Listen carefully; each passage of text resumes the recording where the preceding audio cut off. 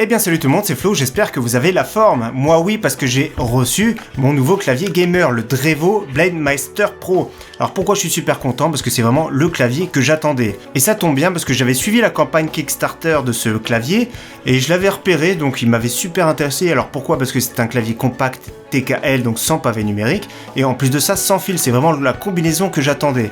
Alors j'étais vraiment super content, mais après je l'ai perdu de vue, j'ai pas trop suivi.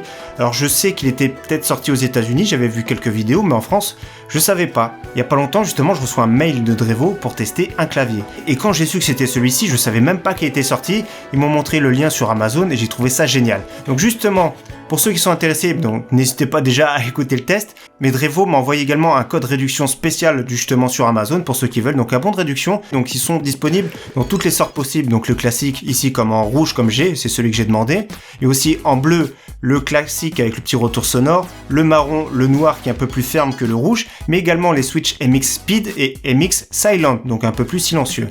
Donc les prix entre 149€, 159€, avec le code réduction ça vous fera baisser le tarif bien sûr.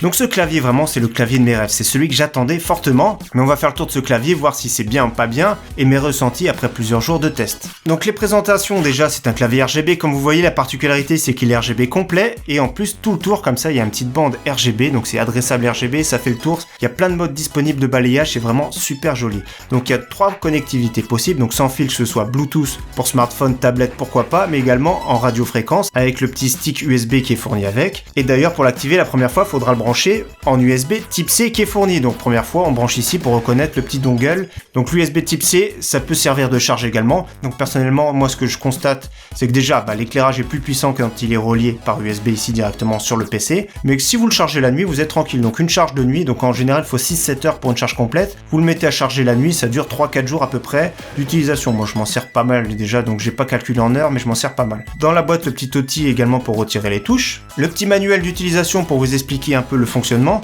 mais également à l'arrière vous avez toutes les explications de combinaison de touches et on va y revenir tout de suite après. Petit truc sympa, le petit sticker s'il est vraiment joli, donc pourquoi pas. Et un petit plumeau ici pour nettoyer son clavier, c'est vraiment cool. Voilà, c'est pour passer entre les touches, c'est sympa. C'est la première fois que je vois que c'est fourni avec un clavier. Donc comme je vous ai dit, première utilisation, vous le branchez en USB, donc on peut télécharger le pilote pour personnaliser, et pour voir le niveau de batterie également. Autre grosse particularité de ce clavier, c'est cette petite molette qui fait penser à une molette de souris, donc qui peut mettre avant-arrière, un clic simple ou un clic double. Vous allez voir qu'il y a plusieurs options possibles. Donc par exemple ici je suis en mode rétro-éclairage. J'appuie une fois, je peux supprimer tout l'éclairage principal des touches et on garde l'éclairage sur le côté. Donc pour choisir la fonction c'est FN plus les touches classiques, par exemple insert, sup, etc. Donc si je mets les touches multimédia, ici sur le côté, donc ma molette peut servir à augmenter ou diminuer le son du casque. Donc ça peut être très bien. Également la combinaison FN plus l'intensité lumineuse. La molette va servir à baisser l'intensité lumineuse du clavier ou l'augmenter. Donc voilà la petite option sympathique. Également FN plus la combinaison 1 milliseconde, 2 millisecondes, 4 millisecondes pour avoir le temps de réaction de l'USB. C'est une petite molette bien pensée et c'est la première fois que je vois ça. Au début j'ai pas su comment m'en servir mais franchement c'est vraiment pas mal. Donc à l'arrière comme on voit c'est du classique, il y a les 2 patins ici en caoutchouc.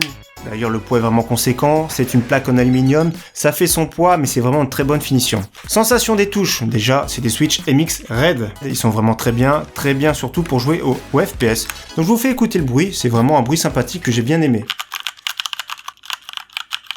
Donc voilà la petite touche espace, qui est toujours un petit peu plus bruyante, mais ici franchement c'est raisonnable. La sensation est vraiment pas mal. Alors je vous ai parlé beaucoup de points positifs, mais je vais vous parler d'un petit point négatif qui m'a chagriné, entre guillemets, c'est pas trop dérangeant.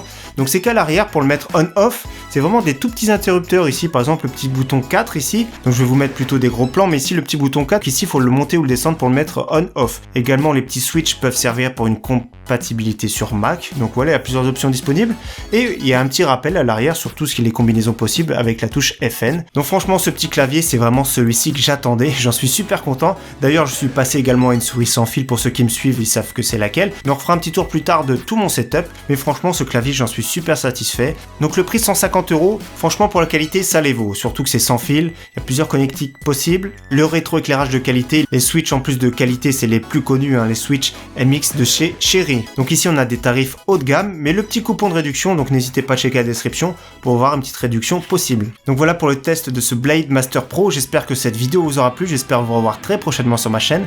En tout cas merci à tous, ciao bye.